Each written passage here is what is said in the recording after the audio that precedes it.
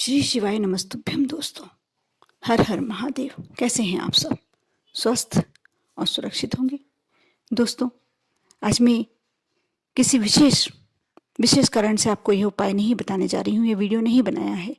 आज प्रदोष की बात करेंगे, जो महादेव का अति प्रिय दिन है और जो ये सप्ताह चल रहा है पूरा भोलेनाथ को समर्पित है। शिवरात्रि, प्रदोष, सोमवार सभी भोलेनाथ के प्रिय दिन हैं। आप सभी जानते हैं कि भोलेनाथ का नाम भोलेनाथ क्यों पड़ा। आज जो देवताओं को बचाकर और सारा विष अपने कंठ में धारण कर सकते हैं, वही नीलकंठ भोलेनाथ आपकी भी जो भी इच्छा है, जो भी मनोकामना है, अवश्य पूरी करेंगे। सोम प्रदोष का वैसे ही अपने आप में ही बहुत महत्व है, क्योंकि सोमवार का दिन पहले ही भोलेनाथ को समर्पित होता है और उसके बाद प्रदोष। कहते हैं प्रदोष के दिन, प्रदोष काल में भोलेनाथ स्वयं शिवलिंग में विराजमान होते हैं। उस समय जो भी भक्त अपनी जो भी मनोकामना लेके जाते हैं, जो भी इच्छा लेके जाते हैं, भोलेनाथ अवश्य पूरा करते हैं। आप कितने भी कष्टों से ग्रसित हैं, कितनी भी समस्याओं से परेशान हैं, आप सिर्फ एक बार भोलेनाथ के मंदिर जाके देखिए। और प्रदोष के दिन, प्रदोष काल में तो कहा जाता है कि जो भी भक्त प्रदोष काल में शिवालय पहुंच जाता है और भगवान को, भोलेनाथ को जो कुछ समर्पित करता है, भोलेनाथ तहे दिल से उस वस्तु को ग्रहण करते हैं और साथ ही आपके ऊपर अपनी कृपा दृष्टि देते हैं। आज जो मैं उपाय बताने जा रही हूँ, प्रदोष के दिन, सोम प्रदोष के दिन प्रदोष काल में करना है। और प्रदोष काल आप सभी को मालूम होगा कि सूर्यास्त से 45 मिनट पूर्व से शुरू होकर 45 मिनट बाद तक रहता है। बहुत ही छोटा सा उपाय है। आपको 5 प्रदोष लगातार करना ही है। आप कोई बड़ी से बड़ी समस्या लेकर भी आप भोलेनाथ के समक्ष जा रहे हैं तो आपको 5 प्रदोष तो करना ही होगा। ऐसा नहीं कि इस बार सोम प्रदोष पड़ रहा है तो अगली बार भी सोम प्रदोष पड़ेगा। आप कोई से भी बार को प्रदोष पड़े उस दिन ये कार्य कर सकते हैं। बस आपकी श्रद्धा और भक्ति की आवश्यकता है। आप पूरा विश्वास रख के जो भी भोलेनाथ के समक्ष अपनी मनोकामना रखते हैं, भोलेनाथ अवश्य पूरा करते हैं। वैसे कई लोग कहते हैं, कई भक्तों ने कहा मुझसे कि हमारे इधर मंदिर में प्रदोष काल में जल समर्पित नहीं करने देते। यदि ऐसा है तो आप ये कार्य अपने घर में भी कर सकते हैं। वैसे शिवालय का ज़्यादा महत्व होता है। शिवालय में किया गया कोई भी पूजन पाठ, कोई भी कार्य जल्दी फल देता है। लेकिन यदि जल समर्पित करने की आपकी इधर मना है, वैसे प्रदोष के दिन, प्रदोष काल में जल समर्पित करने का कोई दोष नहीं होता। लेकिन कई मंदिरों में उस समय भोलेनाथ को सजा दिया जाता है, तो हो सकता है कि आपकी इधर भी ये परेशानी है, तो आप घर में भी कर सकते हैं। यदि आपके घर में शिवलिंग है तो आप इसके लिए थोड़ा सा हरा मूंग ले लें। थोड़ा सा ज़्यादा लेना है आपको, पाव भर, 250 ग्राम, 100 ग्राम तो कम से कम होना चाहिए। और 11 दाने चावल के। अक्षत के दान का आपका विशेष ध्यान रखना है कि अक्षत के दाने टूटे फूटे नहीं होने चाहिए।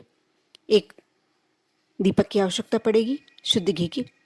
और साथ ही सफेद पुष्प भोलेनाथ को अति प्रिय होते हैं और प्रदोष के दिन तो आपको चढ़ाना ही चाहिए। प्रदोष काल में आप यह सामग्री, आप मूंग सुबह से गला लेंगे तो ज़्यादा अच्छा है। उसे अच्छे स्वच्छ जल में धोकर और एक बार गला लीजिए।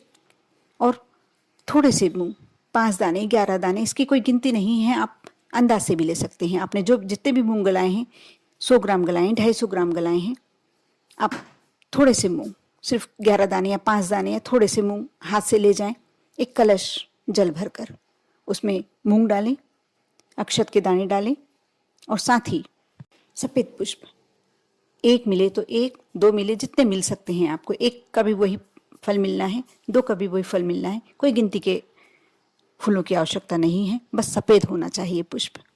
आप इन तीनों सामग्रियों को लेकर और दीपक को लेकर आप शिवालय जाएं, जल समर्पित करें और भगवान भोलेनाथ के समक्ष अपनी दीपक लगाकर अपनी मनोकामना कहें।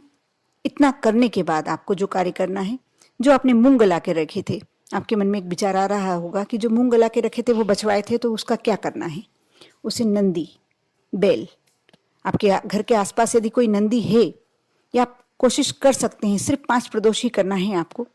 वह मूंग, उस पर थोड़ा सा गुड़ रखकर आप नंदी को खिला दीजिए एक कागज पर रख दीजिए और नंदी खा ले।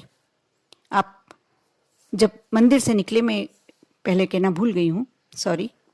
आप जब मंदिर से निकले तो आपको नंदी बाबा के कान में, शिवालय से जब भी निकले तो नंदी बाबा के कान में आपको मालूम ही होगा कि जो भी हमारी इच्छा होती है, महादेव से आप जो भी विनती करते हैं, आप यदि नंदी से कह देते हैं, क्योंकि नंदी उनके प्रिय गण हैं। यदि आप नंदी से अपनी इच्छा रख देते हैं, अपनी मनोकामना बोल देते हैं, भोलेनाथ अवश्य और अति शीघ्र पूरी करते हैं। आप नंदी के कान में कहें सुयशा सुयशा। सुयशा नंदी बाबा की पत्नी का नाम है और सुयशा कहने से नंदी बाबा हर कार्य भोलेनाथ के समक्ष विनती करते हैं कि इस कार्य को, इस भक्त के ये कार्य को अवश्य आप पूरा कर दें। इसलिए सुयशा आप अवश्य कहें। उसके बाद अपनी मनोकामना कहें और उनके चरण में थोड़े से, यदि आपके पास पुष्प हैं, अक्षत हैं या मूंग है, जो भी हैं, आप समर्पित कर दें और घर आ जाएं। अब आपको जो बचा हुआ मूंग है उसे पानी से निकालना है।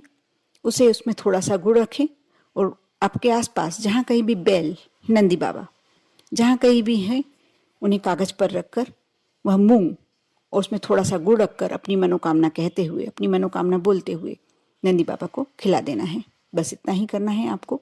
सिर्फ 5 प्रदोष आप करके देखें। कोई से भी बार को प्रदोष पड़े, कोई उसमें बार की वो नहीं है। आप सोमवार से शुरू कर रहे हैं, जो सोम प्रदोष से शुरू कर रहे हैं, इसके बाद जो प्रदोष आए उस पर करना है, उसकी अगली प्रदोष पे करना है। ऐसा नहीं कि आपने शुरू किया है तो आपको ही करना है। आपके साथ कोई परेशानी आ जाए, आपको बाहर जाना पड़े या पीरियड संबंधी दिक्कतें आ जाए तो आप घर के किसी अन्य व्यक्ति से कार्य करवा सकते हैं। कर देखें विश्वास एवं श्रद्धा के साथ। ओम नमः शिवाय।